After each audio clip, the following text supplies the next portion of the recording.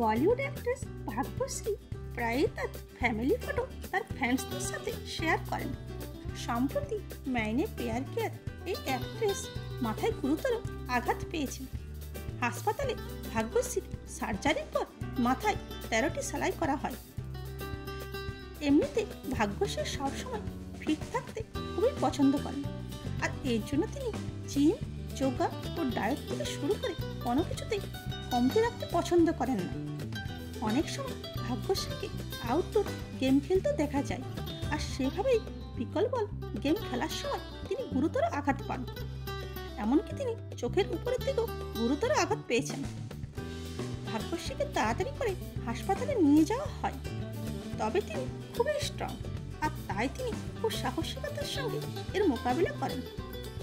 এরকমই ভিডিও পেতে চ্যানেলটিকে লাইক, শেয়ার ও সাবস্ক্রাইব করুন, আর ফেসবুক, ইনস্টাগ্রাম থেকে দেখে থাকলে ফলো করুন।